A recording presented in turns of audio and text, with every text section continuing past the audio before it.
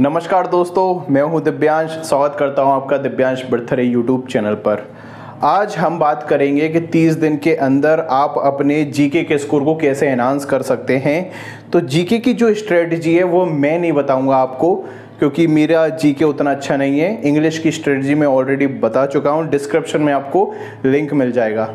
तो जीके की स्ट्रेटजी बताने के लिए मैं बुलाना चाहता हूं आप सबके फेवरेट, जो पहले से हमारे चैनल से जुड़े हुए हैं, अजय सर को। जी, अजय सर को बुलाते हैं। वो एमपीपीएससी से ब्लॉक डेवलपमेंट ऑफिसर हैं। जीके की बहुत अच्छी नॉलेज है उनके पास में।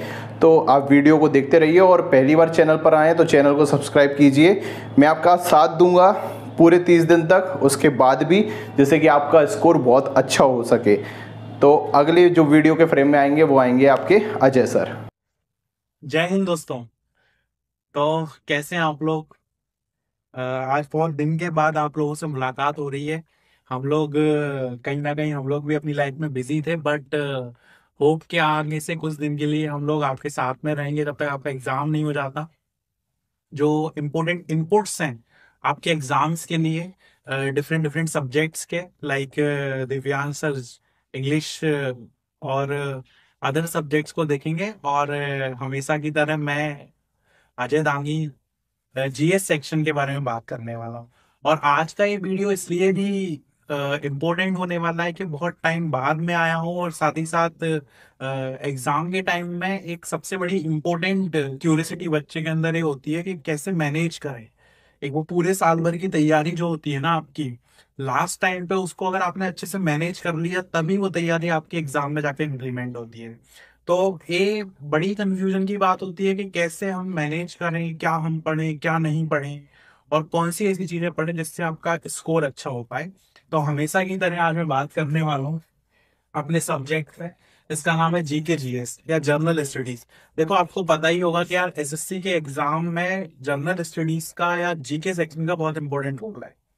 आप इंग्लिश में बहुत अच्छे मार्क्स ले आओगे, बट ड्रास्टिकली क्या होता है ना, बच्चे के जब जीएस में कम मार्क्स आते हैं 15-20, तो इस टाइप से क्या होता है, तो वो मेरिट में ही नहीं आ पाता, या आपका सिलेक्शन हो भी जाएगा तो फिर आपको अच्छी जगह पोस्टिंग लेने के लिए, अच्छा डिपार्टमेंट लेने के लिए आपको मेरिट की जरूरत पड़ेगी। और मेरिट को या मेरिट में आपको आने के लिए आपको इस सेक्शन पे काम करना पड़ेगा। बट आपके पास टाइम कम है, और मैंने कोशिश करी है कि कम टाइम में कैसे हम ज्यादा रिजल्ट निकाल पाए। तो इसलिए कुछ ऐसी चीजें हैं जो मैंने आपके पेपर को देखा, और पेपर को देखने के बाद मुझे पता लगा कि जो पैटर्न है जीएस का वो वैसा ही है, पर कुछ चीजें चेंज हुई हैं। तो कौन सी चीजों पे अब से हम फोकस कर रहे हैं जिससे ज्यादा हमारे मार्क्स आ सके। तो देखो, हमेशा की तरह मैं आपसे बोलता था कि जीएस में दो ही सेक्शन होते हैं। ठीक है, एक सेक्शन होगा आपके ट्रेडिशनल सब्जेक्ट्स जो आपके हैं, वो वाला सेक्शन है। और एक सेक्शन जो है आपका वो है स्टैटिक और करंट। मतलब जीएस में आप देखोगे तो 50 क्वेश्चन जब आपके सामने आएंगे तो इसमें दो तरह से क्वेश्चन आएंगे। पहला जो आपका सेक्शन रहेगा, जो ट्रेडिशनल सब्जेक्ट्स हैं आपके, कहाँ से, जैसे हिस्ट्री हो गया, पॉलिटी हो गया, ज्योग्राफी हो गया, यहाँ से क्वेश्चंस आपको देखने को मिलेंगे। और जो दूसरा सेक्शन है वो आपको देखने को मिलेगा स्टैटिक्स के टॉपिक्स आएंगे, करंट अफेयर्स के टॉपिक्स आएंगे। तो ये इन दो भागों में आपका जो सिलेबस है, या दो भागों में आपको आपका जो पेपर है वो देखने को मिलेगा। तो हम बात करते हैं यार कि ट्रेडिशनल जो सब्जेक्ट्स है उसमें से कौन से ऐसे सब्जेक्ट्स हैं जो बहुत ज्यादा वेटेज कवर कर रहे हैं अभी आपके एग्जाम में। तो हमेशा की तरह मैं आपसे पहले भी बोलता था कि भाई हिस्ट्री सब्जेक्ट ना बहुत इंपॉर्टेंट सब्जेक्ट। मैं बहुत पहले भी आपसे बोलता आया हूँ कि हिस्ट्री के जिस दिन आप बेसिक्स कवर कर लोगे, हिस्ट्री को आप एक बार अच्छे से पढ़ लोगे, क्योंकि ये सब्जेक्ट्स कभी आउटडेटेड नहीं होता। आज भी अगर आप एग्जाम को देखोगे तो 5 से 6 क्वेश्चंस आपको हिस्ट्री के मिल जाएंगे। बट चेंज ये हुआ है कि क्वेश्चन का टाइप बहुत फैक्चुअल हो चुका है, कि भाई किसके साथ किसने संधि कर ली, ए वॉर कब हुआ, किसने किसको मारा, इस टाइप के क्वेश्चंस आपको देखने को मिलेंगे। अब तो याद रखिए, हिस्ट्री सेक्शंस बहुत इंपॉर्टेंट सेक्शन है। तो ट्रेडिशनल सब्जेक्ट्स हैं, तो जो भी चीज आपने अभी पढ़ी है उसमें हिस्ट्री के फैक्चुअल क्वेश्चन को एक बार जरूर देख लें। साथ ही साथ मैं गैप बोलता आया हूँ, प्रीवियस ईयर हिस्ट्री के क्वेश्चन है उनको एक बार जरूर देख लेना, क्योंकि बहुत सारे क्वेश्चन जो है वहां से आपको मिलेंगे पेपर में। दूसरा सेक्शन हमेशा की तरह मैं आपको बताया कि एसएससी का बहुत फेवरेट टॉपिक है आपका पॉलिटी। इस पॉलिटी से आपको लगभग 4 से 5 क्वेश्चंस आपको देखने को मिल जाएंगे पेपर में। और आर्टिकल से संबंधित क्वेश्चंस हो सकते हैं, कुछ कॉन्सेप्चुअल क्वेश्चंस हो सकते हैं। तो दोनों ही तरह के क्वेश्चंस आपको देखने को मिल रहे हैं किससे, आपका पॉलिटी से। तो सेकंड मोस्ट इंपोर्टेंट टॉपिक है आपका पॉलिटी। याद रखिए, हिस्ट्री से रिवीजन स्टार्ट करिए, पॉलिटी पे आइए। और अब जो चेंज मुझे देखने को मिल रहा है एसएससी के पेपर में, कि पहले ज्योग्राफी इतना इंपॉर्टेंट सब्जेक्ट नहीं हुआ करता था एसएससी के एग्जाम में। ज्योग्राफी इतना इंपॉर्टेंट नहीं हुआ करता था, बट राइट नाउ हम देख पा रहे हैं कि geography day by day becoming a very important portion in the assessee examination. और इसमें अगर हम देखेंगे तो 5 से 6 क्वेश्चन और कई पेपरों में तो 7-8 क्वेश्चन भी देखने को मिल जाते हैं कि ज्योग्राफी स्टैटिक का भी पार्ट कवर करता है। जैसे हम बात कर रहे नेशनल पार्क की, कोई डैम्स की, नेशनल पार्क की, तो ये सब चीजें ज्योग्राफी के अंडर हैं और आपको स्टैटिक के भी पार्ट में कवर हो जाती हैं। तो ये सब चीजें आपको ज्योग्राफी में भी देखने को मिल सकती हैं, तो आप फोकस कर लेना एक बार ज्योग्राफी में भी। ठीक है, तो याद रखिए 3 टॉपिक तो अच्छे से आप कर ही लेना। ठीक है, कम से कम 15 से 20 क्वेश्चंस गारंटी के साथ आपको ये 3 टॉपिक से मिलेंगे। उसके बाद अगर हम बात करते हैं तो साइंस। अब साइंस अपने आप में एक बड़ा बहुत सब्जेक्ट है, फिजिक्स है, केमिस्ट्री है, बायोलॉजी है।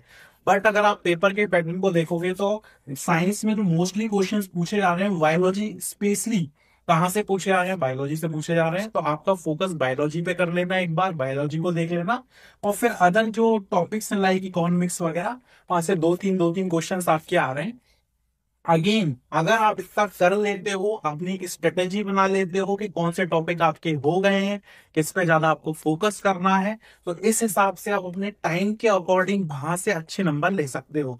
तो प्रेफरेंस के क्रम में या प्रेफरेंस के साथ अपनी तैयारी के हिसाब से आप इसको मैनेज कर सकते हो। इस वाले पोर्शन में अगर आप 3 सब्जेक्टों को बहुत अच्छे से कर लेते हो, तो जो 25-30 नंबर का पेपर इस सेक्शन से आने वाला है, उसमें आप 20 नंबर लेकर आ जाओगे। कितने नंबर लेकर आ जाओगे दोस्तों? 20 नंबर। ठीक है, 20 नंबर एसएससी के पेपर में बहुत होते हैं इस वाले सेक्शन से। ठीक है, अब हम बात करते हैं अगला सेक्शन जो है आपका स्टैटिक एंड करंट का। एंड स्टैटिक एंड करंट का सेक्शन अपने आप में बहुत इंपॉर्टेंट सेक्शन है अभी के टाइम पर। तो याद रखिएगा, स्टेटिक के कौन से टॉपिक इंपॉर्टेंट है एसएससी के लिए। तो एक बहुत इंपॉर्टेंट टॉपिक आ जाता है अवार्ड्स का। जो पुराने अवार्ड्स हैं आपके, इसमें आपके चाहे वो पद्म सीरीज हो गए, चाहे वो भारत रत्न हो गए, चाहे वो नोबेल प्राइजेस हो गए, तो ऐसे डिफरेंट डिफरेंट अवार्ड्स हैं। तो इस आपको देखने को मिलेंगे यहाँ पर। ठीक है, दूसरा एक बहुत इंपॉर्टेंट टॉपिक आपको देखने को मिलेगा करंट स्टेटिक में, जिसमें डांस एंड म्यूजिक्स।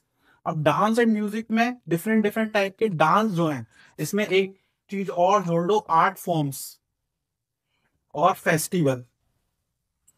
अगर आप देखोगे तो ये 4 ऐसी चीजें हैं जहां से एसएससी क्वेश्चन देता ही है। डांस आपसे पूछ सकता है डिफरेंट डिफरेंट, वो आपसे म्यूजिक पूछ सकता है, म्यूजिक में भी खास तौर पे ये चीज पूछ सकता है कौन सी चीज को, कौन सा जो आपका म्यूजिशियन है, कौन सा इनका कलाकार है, आर्टिस्ट है, वो इसको प्ले करता है। चाहे वो डांस में पूछ सकता है, चाहे वो म्यूजिक में पूछ सकता है। सेम अगर आप देखेंगे तो आर्ट फॉर्म्स में पेंटिंग्स पे क्वेश्चन आ जाते हैं कई बार।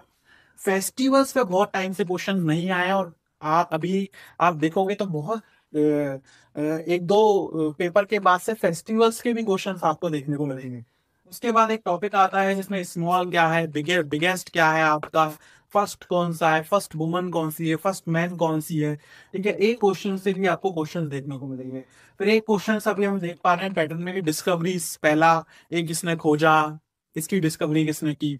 इस टाइप से क्वेश्चंस भी आपको देखने को मिल जाएंगे।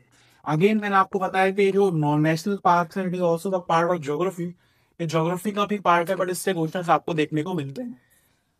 एक ट्रेंड अभी देखने को मिल रहा है अपने, जब मैं बहुत 1-2 साल पहले जब मैंने वीडियो बनाया था, तो मैंने बताया था कि धीरे धीरे एक ट्रेंड देखने को मिल रहा है कि स्पोर्ट्स से भी क्वेश्चन पूछे जा रहे हैं। क्यों पूछे जा रहे हैं? Because of the Olympics, because of the Asian games, because of running, जो आपके कॉम्पिटिशन चल रहे हैं उनकी वजह से स्पोर्ट्स भी एक इंपॉर्टेंट सेक्शन हो चुका है। तो इसकी जो ट्रॉफीज हैं, इसके जो स्पोर्ट्स मैन है, इससे संबंधित क्वेश्चन भी आपको वीडियो में देखने को मिल जाएंगे। और last but not the least जो आपका है, वो है आपका इंटरनेशनल ऑर्गेनाइजेशन। अगर आप देखोगे तो जो इंटरनेशनल ऑर्गेनाइजेशंस हैं, इनके हेडक्वार्टर्स कहाँ पर हैं, कब एस्टेब्लिश्ड हुए थे, अभी इनका हेड कौन है, इस टाइप के क्वेश्चन आपको यहाँ से आपको देखने को मिलेंगे। तो अगर आप स्टैटिक में ये सब टॉपिक कवर कर लेते हो तो बहुत हद तक आपकी स्टैटिक की तैयारी हो जाएगी। अगेन एक सबसे बड़ा सिलसिला जो अभी बना हुआ है स्टूडेंटों का, वो यही पूछते रहते हैं कि भाई करंट अफेयर्स कब से कब तक का करें। हम करते हैं एसएससी पुराना पूछ लेता है, हम आगे का हम पुराना पढ़ते हैं तो एसएससी कई बार नया पूछ लेता है। तो ये सिलसिला बना हुआ है। Again I am telling you, it's just a bat. अगर आपसे कोई 5 साल पुराना क्वेश्चन पूछता है करंट का, तो वो आपके हाथ में नहीं है। मैं आपसे फिर वही बोलना चाहता हूँ कि हमें ऐसे क्वेश्चंस के पीछे पढ़ना भी नहीं है। अगर वो आपसे ये पूछ ले कि 2015 में कोई चीज हुई थी तो उसमें किसको अवार्ड मिला था, तो आप इस क्वेश्चन को क्रैक कर भी नहीं पाओगे। ठीक है, तो इससे अच्छा क्या है, आप क्या करिए करंट अफेयर्स में। सर मैं बार बार बता रहा हूँ, करंट अफेयर्स मंथली ना पढ़ के आप एक ईयर का कंपाइलेशन पढ़ लीजिए कोई बुक में से। जब आप एक ईयर का कंपाइलेशन पढ़ेंगे तो थोड़ा सा पीछे भी चले जाइए कि एक साल पहले इस रिपोर्ट में इसका स्थान कितना था, क्योंकि एक ट्रेंड अभी ये बनाया हुआ है कि इस बार का ना पूछकर अगले पीछे एक लास्ट ईयर का रिपोर्ट पूछ लें, एक लास्ट ईयर का अवार्ड पूछ लें। ऐसे क्वेश्चंस आपको देखने को मिल रहे हैं। तो 1 ईयर का कंपाइलेशन जब आप कोई बुक में से पढ़ोगे, तो साथ ही साथ वहां पर होता है कि 2024 चल रहा है तो 23 का भी डाटा दिया रहता है साथ में, तो आप उसको भी कवर कर लोगे। आप इसके लिए अगर बुक आ जाए तो मोस्टली आप लोग स्पीड ही पढ़ते होगे। ठीक है, स्पीड ही बढ़िया होगे, बट एक बुक और आती है इनूटेरिया करके, इस बुक को भी आप ले सकते हो, ये अच्छी बुक है। अगर इस बुक को आप लेते हो तो इसमें थोड़ा सा डिटेल में होता है एक साल का कंपाइलेशन, बट बहुत सारी चीजें यहाँ से कवर कर लोगे आप। तो इस तरीके से आप करंट अफेयर्स कवर कर सकते हो। और जिन लोगों ने अभी तैयारी नहीं करी है, वो इसमें से कुछ कुछ चीजें कर सकते हैं। प्रीवियस ईयर क्वेश्चन आप थोड़े बहुत देख लेना, लास्ट ईयर के जो जो क्वेश्चन आए हैं। इस प्रकार से अगर आप एक तैयारी करते हो तो बहुत हद तक, अगर आपकी किस्मत अच्छी है, अगर सब कुछ बढ़िया होता है, तो आप 35+ नंबर लेकर आ सकते हो एसएससी के, एसएससी स्टेनोग्राफर के एग्जामिनेशन में, जिसमें जीएस एक इम्पोर्टेंट पार्ट प्लेगा। सो होप आप सब लोग अपनी तैयारी में लग जाओगे, और जो जो इनपुट्स आपके एग्जाम के लिए इम्पोर्टेंट इनपुट्स हैं वो हम समय समय पर यहाँ पर आके इस चैनल पर आकर मैं आपको देता रहूंगा। तो ख्याल रखिए अपना और पढ़ते रहिए। जय Hind. Thank you so much.